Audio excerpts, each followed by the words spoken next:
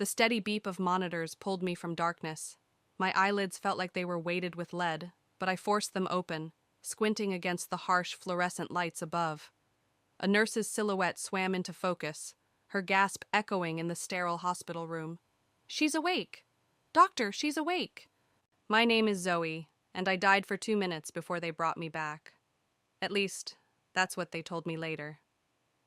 The car accident had left me in a coma for 8 months, though it felt like I'd just closed my eyes yesterday. "Welcome back, Zoe," the doctor said, shining a pen light in my eyes. "You've been through quite an ordeal. Can you try speaking for me?" My throat felt like sandpaper.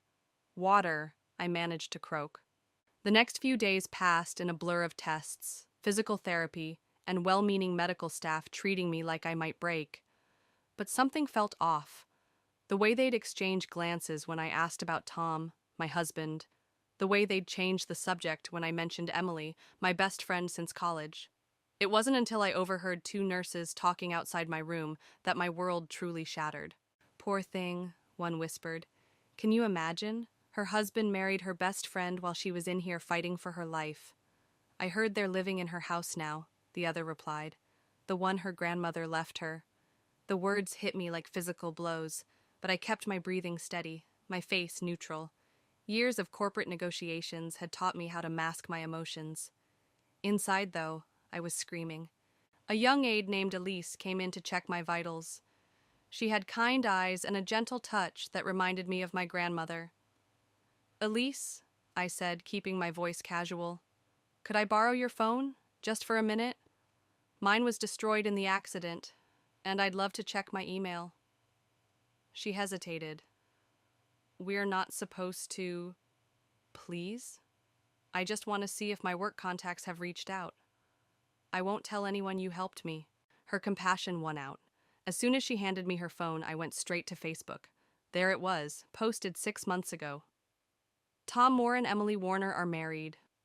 The photo showed them beaming outside our house, champagne glasses raised high. Emily wore a white dress that I recognized from our shopping trips together. Tom had on the watch I'd given him for our 5th anniversary. I handed the phone back to Elise, my hands steady despite the rage burning through my veins. "Thank you." "Are you okay?" she asked, noticing something in my expression. "Perfect," I replied, smiling. "Just perfect." That night, as I lay in my hospital bed, memories flooded back. Emily helping me pick out furniture for the house my grandmother had left me. Tom and I planning our future there, talking about the children we'd raise in those rooms. The 3 of us sharing countless dinners, laughing, trusting. A nurse came in to adjust my IV. "Your husband called earlier," she said cheerfully. "He and his wife want to visit tomorrow." "His wife," I repeated, my voice steady. "Of course. What time should I expect them?" "Around 2. "Perfect. Could you help me with something? I'd like to look my best for their visit." The nurse smiled, probably thinking I was trying to win back my husband. If she only knew. I spent that night planning, remembering my grandmother's words from years ago. "Zoe, dear, always keep your cards close to your chest. The deed to this house is your ace. Don't let anyone know about it until you need it." At the time, I'd thought she was being paranoid. Now I understood. My grandmother had seen something in Tom that I'd been too in love to notice. She'd protected me even beyond the grave. Tomorrow, Tom and Emily would walk into this room expecting to find a broken woman, grateful for their visits and support. They'd expect forgiveness, maybe even pity. After all, what could I do? I was the victim, the one who'd lost everything while lying helpless in a hospital bed. But they didn't know my grandmother's secret. They didn't know about the hidden deed, or the fact that I'd spent years building a network of loyal friends and colleagues who would stand by me. They didn't know that every fake smile and sympathetic glance they'd shared over my comatose body had only sealed their fate.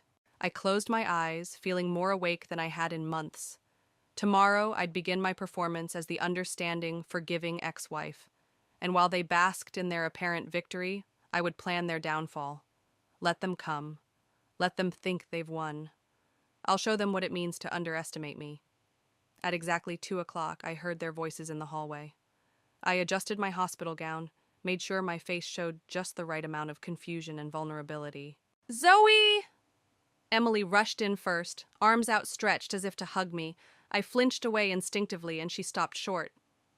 Oh, sorry, I forgot you might be sensitive. Tom hung back by the door, his hand clutching a bouquet of lilies, my favorite flowers, or at least they used to be. The doctors said you might be disoriented, Tom said softly. Do you remember us? I forced my lips into a trembling smile. Of course. You're my husband, and Emily's my best friend. I paused, watching them exchange nervous glances. But something's different, isn't it? The nurses seem strange when I mention you. Emily sat on the edge of my bed, taking my hand. I wanted to snatch it away, but I let her hold it. Let her think she had the upper hand. Sweetie, we need to tell you something, she began, her voice dripping with rehearsed sympathy. While you were away, things changed. Tom and we got married, Tom blurted out. We didn't plan it, Zoe. It just happened. I pulled my hand away from Emily's, letting tears fill my eyes, not fake ones, real tears of rage that they'd mistake for sorrow. How long? 6 months ago, Emily whispered. We wanted to tell you, but you were in a coma, fighting for my life. My voice cracked perfectly. I understand. These things happen, right? They both looked relieved at my apparent acceptance. Tom stepped closer, placing the lilies on my bedside table. We've been taking care of everything. The house, your accounts. My accounts? I interrupted, making sure to sound confused rather than angry. We had to make some decisions while you were unconscious, Emily explained. The bills were piling up, and with the medical expenses. Just then, Elise walked in with my medication. She took one look at the scene and her eyes narrowed slightly. Sorry to interrupt, but Zoe needs her physical therapy now. Of course, Tom said, backing away. We'll come back tomorrow? I nodded weakly. That would be nice. As soon as they left, Elise locked the door and turned to me. I saw your face when they mentioned the accounts. Want me to do some digging? I smiled genuinely for the first time that day. Could you? Over the next few hours, Elise used her breaks to help me access online records. What we found made my blood boil. They'd drained my savings account, sold my stocks, even taken out a second mortgage on my house. Look at this, Elise pointed to a transaction. They spent $50,000 on their wedding, at your house. Using my money, I finished, my voice ice cold. There's more, she swiped through her phone. They've been posting about it all over social media. Look, here's Emily wearing your grandmother's jewelry at their engagement party. The photos showed them living my life, spending my money, sleeping in my bed. Each image was like a knife to my heart, but also fuel for the fire building inside me. Elise, I said quietly, I need one more favor. She squeezed my hand. Anything. Could you contact someone for me? A lawyer named Kevin West. Don't let Tom or Emily know. Already on it, she smiled, pulling out her phone. I've got his number right here. As Elise made the call, I remembered the last conversation I'd had with my grandmother before she passed. We'd been sitting in her garden, and she'd made me memorize Kevin's number. But Grandma, I'd protested, I have Tom to handle legal matters. She'd fixed me with a stern look. Never put all your trust in one person, dear. Keep Kevin's number. Promise me. Now I understood why. My grandmother had seen through Tom's charm, through Emily's friendship. She'd known I might need protection someday. Elise ended the call and turned to me with a grin. Kevin can see you tomorrow morning. He says he's been waiting for your call. I nodded, feeling stronger by the minute. Perfect. One more thing. Could you take a photo of me like this? In the hospital bed, looking weak and confused? Why? Because when the time comes, I want evidence of exactly how vulnerable I was when they decided to steal my life. I adjusted my position to look more fragile. Make sure you get the date stamp on it. As Elise took the photo, I thought about Tom and Emily, probably celebrating their successful visit, thinking they'd managed to manipulate me once again. Let them celebrate. Every party has to end sometime. Kevin arrived early the next morning, before visiting hours. He looked exactly as I remembered, sharp suit, kind eyes, and a briefcase that had seen better days. "Your grandmother would be proud," he said, pulling up a chair. "She always said you were smarter than people gave you credit for." "Did she tell you this might happen?" He shook his head. "Not exactly, but she made sure I kept certain documents safe, including the real deed to your house." My heart skipped. "The real deed?" "The one Tom thinks he has. It's a copy." Kevin pulled out a folder. "Your grandmother had the original transferred solely to your name before she passed. She also set up a separate trust that Tom knows nothing about." I leaned forward, wincing at the pain in my still healing body. "How much?" "Enough to restart your life if needed. But here's the interesting part. I've been tracking Tom and Emily's financial moves." He spread out several documents on my bed. "They've been careless, fraudulent even." "Show me everything." For the next hour, Kevin walked me through their paper trail. They'd forged my signature on multiple documents, emptied accounts they had no legal right to access, and sold personal property that wasn't theirs to sell. "They got sloppy," Kevin explained. "Probably thought you'd never wake up. The second mortgage they took out on your house? Completely illegal since you're the sole owner." "What about my grandmother's jewelry? Emily's been wearing it in photos." Kevin's eyes gleamed. "That's the best part. Your grandmother cataloged every piece, with photos and appraisals. We can prove they took items specifically left to you." A knock at the door made us both jump. Elise poked her head in. "Tom and Emily are in the parking lot. They're early." "Perfect timing." Kevin gathered his papers. "I'll file everything today. Just keep playing along, Zoe. Let them think they're in control." After he left through the back entrance, Elise helped me look appropriately disheveled. When Tom and Emily walked in, I was staring vacantly out the window. "Good morning," Emily chirped, setting down a paper cup. "I brought your favorite tea." I smiled weakly. "That's so thoughtful. Though, I can't quite remember if I like sugar in it anymore."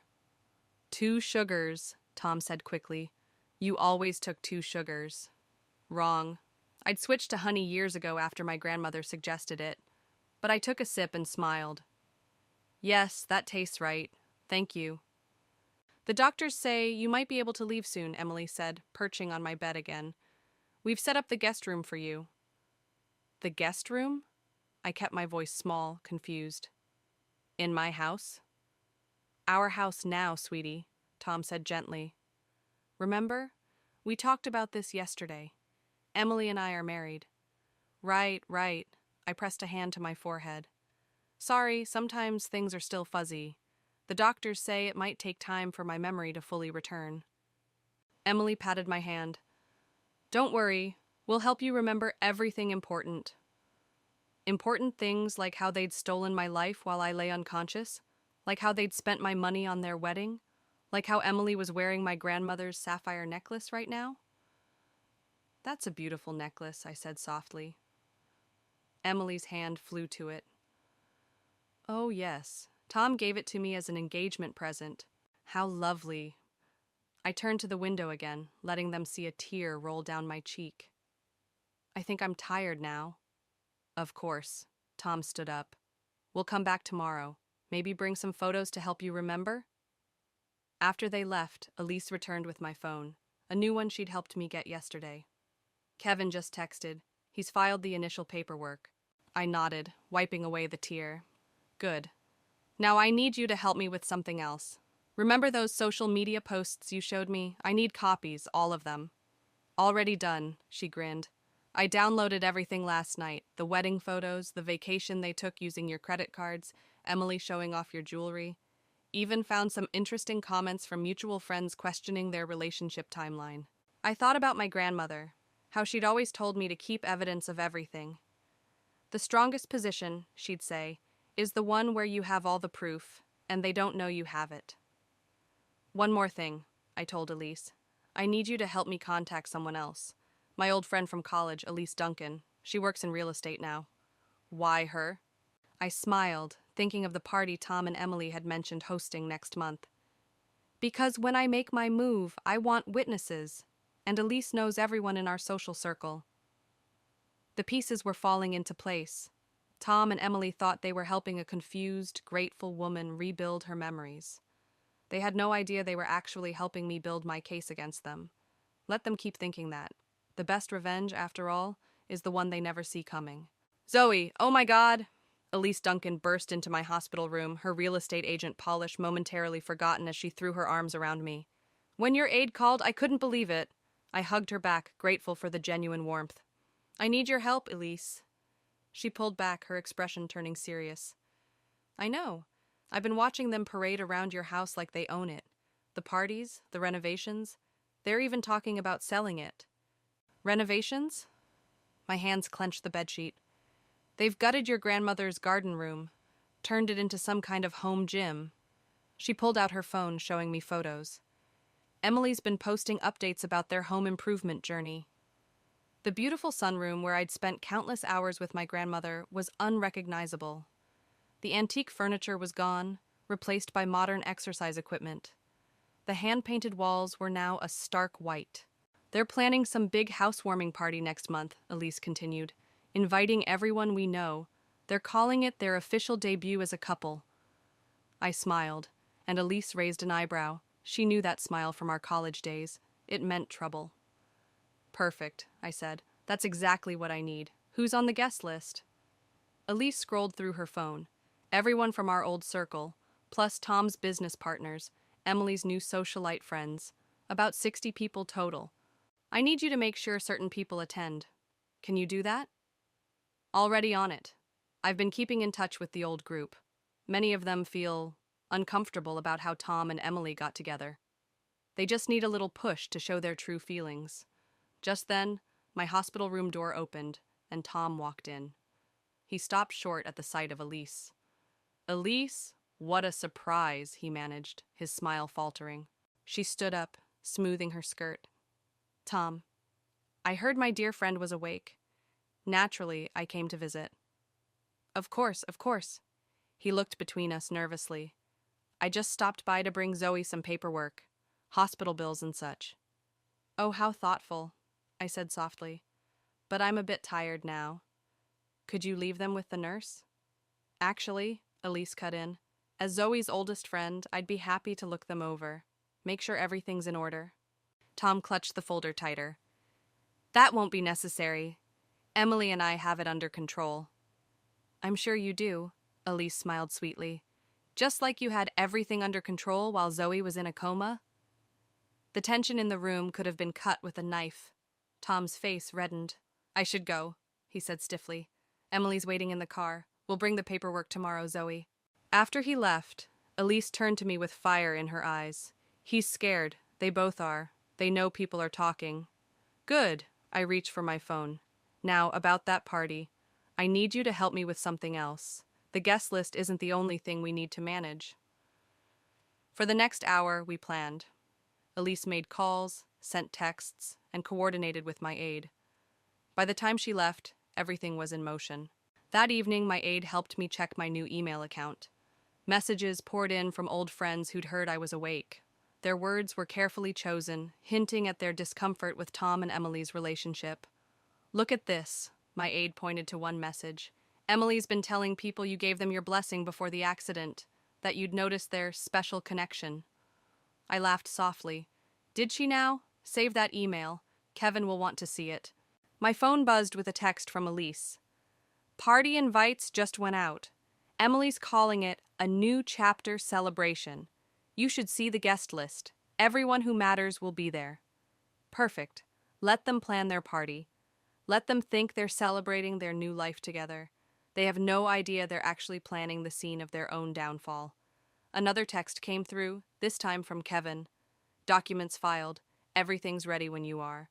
I looked around my hospital room, at the flowers and cards from Tom and Emily, at their false sympathy and staged concern. Soon, very soon, they would learn what it means to underestimate someone they thought they'd destroyed. A new chapter celebration, I whispered to myself. How fitting. Because that's exactly what it would be, just not the chapter they were expecting. My grandmother always said timing was everything, and the time for truth was almost here. Let them plan their perfect party. Let them invite all their witnesses. They're only making my revenge that much sweeter. Music and laughter drifted through my grandmother's house, my house, as I stood in the shadows of the garden. Through the windows, I could see Tom and Emily holding court in the living room, champagne glasses glinting in their hands. My grandmother's antique chandelier cast a warm glow over their perfect party. "Ready?" Kevin asked quietly beside me. I smoothed down my black dress, chosen specifically for this moment. More than ready. Elise Duncan appeared at the garden gate, right on schedule. "Everyone's here, including all the people you wanted to witness this." I checked my phone one last time. The documents were ready to be sent with a single click. "Let's go." The three of us walked to the front door. I could hear Emily's voice carrying over the crowd. "We're so blessed to start this new chapter of our lives." I pushed open the door. The conversation died instantly. 60 pairs of eyes turned toward me. Emily's champagne glass slipped from her fingers, shattering on the hardwood floor. "Hello, everyone," I said, my voice carrying clearly through the silence. "I hope I'm not too late for the party. It is my house after all." "Zoe," Tom stepped forward, his face pale. "You're supposed to be in the hospital." "I was released this morning. Didn't Emily tell you?" "Oh, wait, she wouldn't know. She was too busy planning this lovely party with my money." Murmurs rippled through the crowd. I saw several people pull out their phones, no doubt recording what was unfolding. Emily found her voice. "Zoe, you're confused. The doctors said your memory—" "My memory is perfect, Emily. Like how I remember this chandelier being a wedding gift from my grandmother, or how that painting you're standing under was meant for my children." I moved further into the room. "Or how about we discuss the second mortgage you took out on my house?" "We had to," Tom interjected. "The medical bills were covered by my insurance." Kevin stepped forward, opening his briefcase. "As Mrs. Moore's lawyer, I have documentation showing all medical expenses were paid through her policy. The money you borrowed went directly to funding your wedding and subsequent lifestyle." More murmurs. I saw Tom's business partners exchange glances. "This is ridiculous," Emily laughed nervously. "Tom, tell them about the deed." "You mean this deed?" I held up the document. "The original one, naming me as sole owner? The one my grandmother made sure was safe from people exactly like you?" "I can explain." Tom started toward me, but Elise Duncan stepped between us. "Careful, Tom. There are a lot of witnesses here." I looked around the room, meeting familiar faces. "Many of you have known me for years. You were at my wedding to Tom. You've been to dinner parties in this house. Some of you even helped me plan my future children's rooms that have now been converted into a home gym." Emily's new socialite friends were already edging toward the door. "But here's what you don't know," I continued. "While I was in a coma, fighting for my life, my husband and best friend not only got married, they systematically stole my life. They forged documents, emptied accounts, and sold personal items that weren't theirs to sell." I clicked the button on my phone. "Everyone here just received an email with proof of everything I'm saying.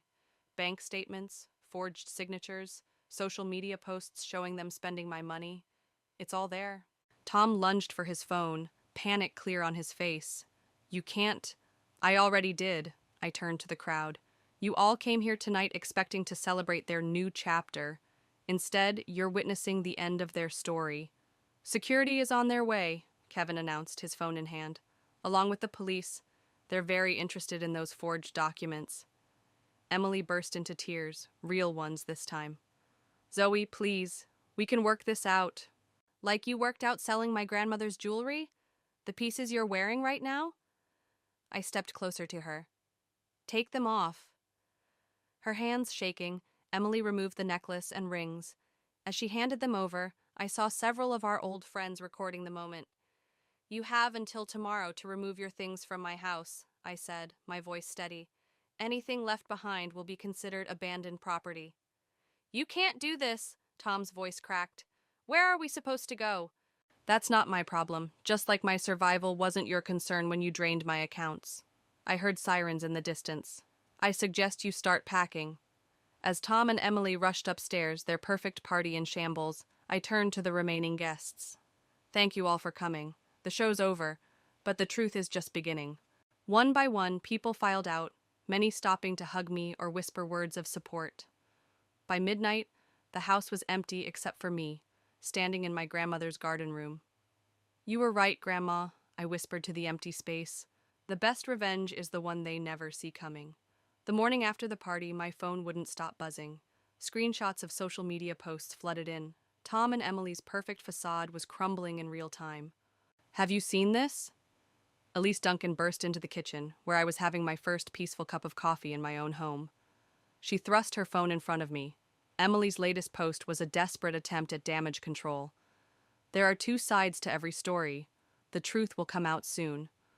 "The comments are savage," Elise scrolled through them. "How could you marry your comatose best friend's husband? Did you really spend her money on your wedding?" My favorite is, "I always wondered why you two got together so quickly after the accident." A knock at the door interrupted us. Kevin walked in, looking pleased. "The police want to talk to Tom about those forged signatures, and 3 of his business partners just pulled out of their deals." "Good." I sipped my coffee. "What about—" The front door slammed open. Emily stormed in, mascara streaking down her face. "How dare you?" "This is private property." Kevin stepped forward. "You're trespassing." "I lived here for 8 months."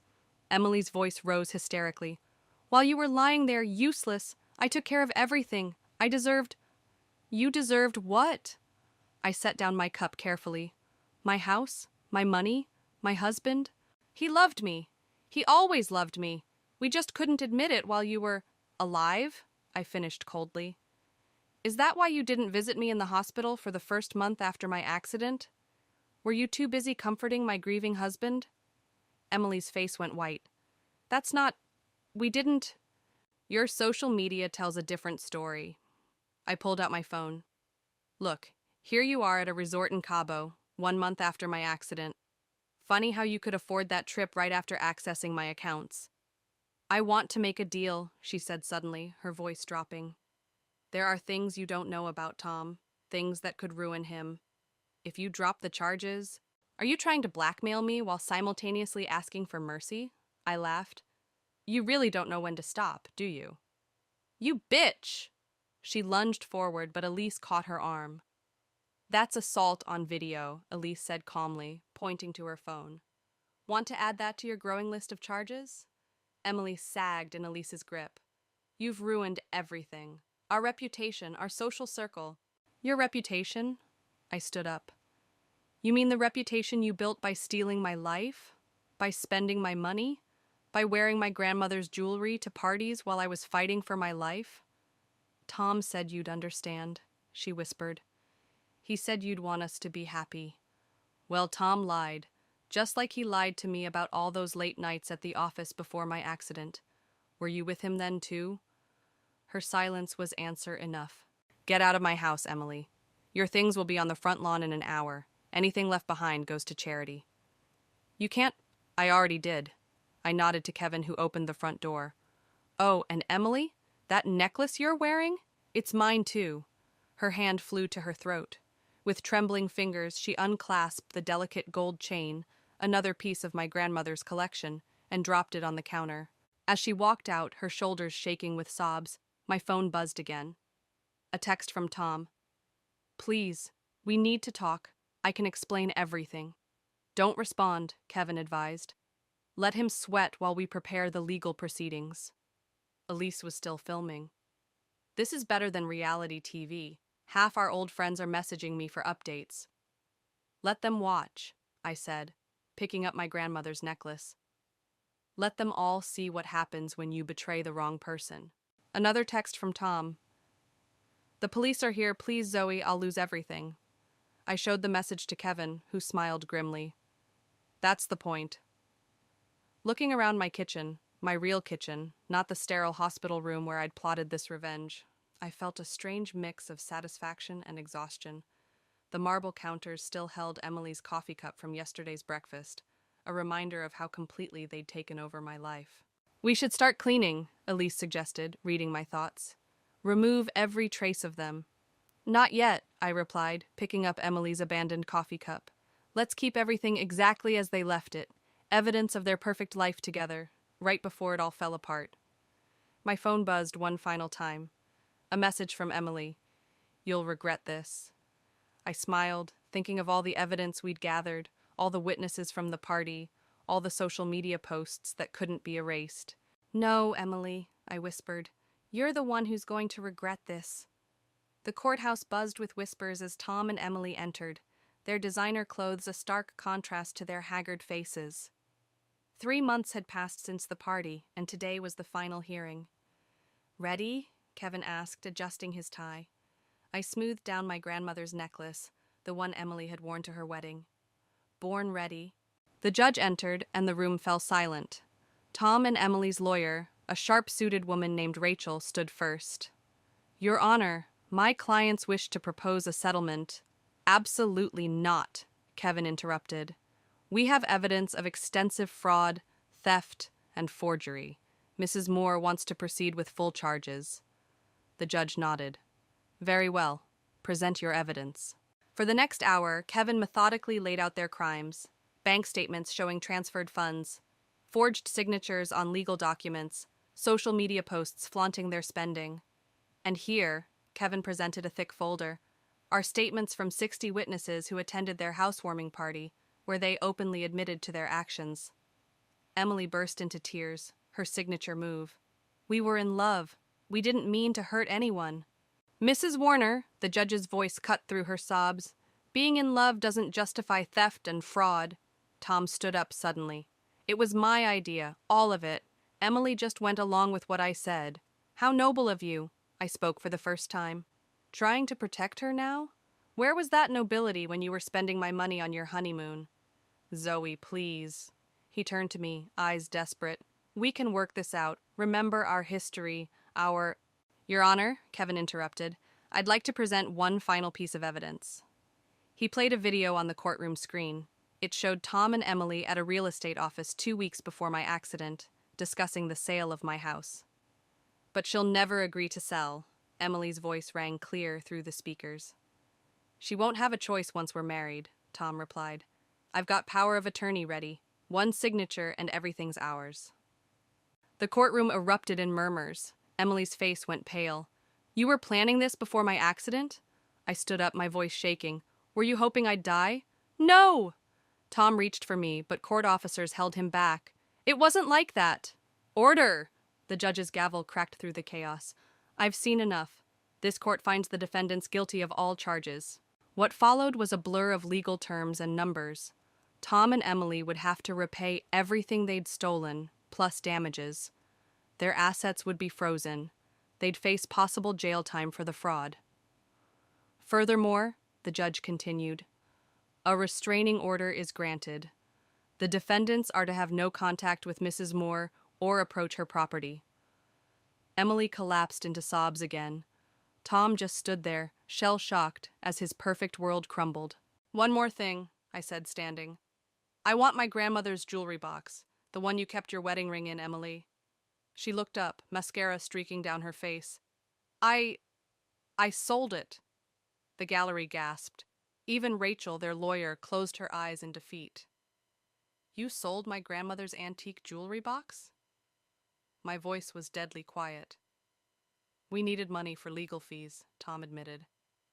After you froze our accounts. The judge's gavel cracked again. Add the full value of the jewelry box and its contents to the damages. Court adjourned. Outside the courthouse, reporters swarmed us. Kevin handled their questions while I watched Tom and Emily leave through a side door, heads down, their perfect facade finally shattered. Elise appeared at my side. Their real estate license applications were just denied. Apparently, fraud convictions don't look good on those. What about his business partners? All gone. No one wants to work with someone who stole from his comatose wife. My phone buzzed. A news alert. Someone had already posted about the verdict. The comments were rolling in. Justice served. Karma is real. They deserved worse. Want to get lunch? Elise asked. Celebrate your victory? I looked at the courthouse steps where Tom and Emily had just emerged, facing a barrage of cameras and questions. Emily's tears had smeared her expensive makeup. Tom's designer suit couldn't hide his defeated posture. Actually, I smiled, I want to go home. I have a garden room to restore. As we walked away, I heard Emily's voice one last time. Zoe, please. I didn't turn around. My grandmother always said that true victory isn't about watching your enemies fall. It's about walking away when they do. Let them face the cameras. Let them explain their actions to the world. I had a life to rebuild, and it wouldn't include them anymore. The garden room smelled of fresh paint and new beginnings. Sunlight streamed through the restored windows, catching the crystal wind chimes my grandmother had loved so much. The last box, Elise announced, carrying in a carefully wrapped package. Found it in the attic, hidden behind some old trunks. I unwrapped it slowly, revealing my grandmother's jewelry box, the one Emily claimed she'd sold. They lied about selling it? Elise gasped. Of course they did. I opened the box, revealing the familiar velvet interior. They probably hoped to retrieve it later after everything died down. My phone buzzed, a message from Kevin. Tom and Emily just boarded a flight to Miami. Apparently her parents agreed to take them in. Running away with their tails between their legs, Elise smirked. Classic. The doorbell rang. When I opened it, I found a young woman clutching a small package. Mrs. Moore, I'm Amanda. I worked at the jewelry store where Emily sold some pieces. She held out the package. When I saw the news about the court case, I recognized the jewelry she'd brought in. I bought this piece myself, but it belongs to you. Inside the package was my grandmother's sapphire bracelet, the one she'd worn on her wedding day. How much do I owe you? I reached for my wallet. Amanda shook her head. Nothing. What they did was wrong. I just wanted to make it right. After she left, I sat in my grandmother's restored garden room, holding the bracelet. Elise brought us coffee in the antique cups we'd managed to track down at various estate sales. You know what's funny? She said, settling into the window seat. Emily's been trying to contact all our old friends, begging them to understand. Not a single person has responded. Karma has a way of working things out. Speaking of karma, Elise pulled out her phone. Tom's ex-business partners are starting a new venture. They want you on board as a consultant. I laughed. Taking over his business contacts? That's poetic justice. There's more. She hesitated. The hospital called. They want to feature your recovery story in their newsletter. Something about triumph over adversity. No, I set down my coffee cup. I don't want to be known as the woman who got revenge. I want to be known for what I do next. The doorbell rang again. This time it was my elderly neighbor, Margaret. I made you cookies, she said, holding out a plate. And I wanted to thank you. Thank me? For what? For showing my granddaughter that she doesn't have to stay with her cheating husband. She left him yesterday. I invited her in, and soon the garden room was filled with the scent of cookies and the sound of comfortable conversation. As Margaret shared neighborhood gossip, I realized something. This was exactly what my grandmother had wanted for this room. Not just a place of beauty, but a space where truth and strength could flourish. My phone buzzed one last time, an email from Emily. I know you'll never forgive us, but I need you to understand. I deleted it without reading further. You're not even curious? Elise asked. No. I picked up my grandmother's bracelet. Their chapter in my life is over. I'm more interested in writing my own story now. Margaret nodded approvingly. Your grandmother would be proud. She always said you were stronger than you knew. Looking around the restored room, at the friends who'd stood by me, at the pieces of my life I'd reclaimed, I finally understood what my grandmother had tried to teach me. Strength isn't just about surviving betrayal. It's about choosing how you rebuild afterward. You know what this room needs? I stood up. Music. My grandmother always had music playing in here. I wound up her old music box, the one we'd found hidden in the attic along with the jewelry box. As the familiar melody filled the room, I thought about Tom and Emily, probably landing in Miami right now, running from the mess they'd made. But I wasn't running. I was right where I belonged, in the house my grandmother had protected for me, surrounded by genuine friendship and honest love. To new beginnings. Elise raised her coffee cup. No, I corrected her, smiling. To continuing what my grandmother started, building a life that's truly mine. The afternoon sun caught the crystal wind chimes, sending rainbow patterns dancing across the walls.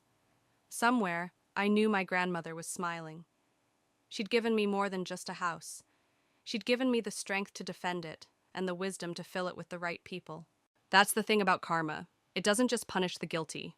It also rewards those who stay true to themselves.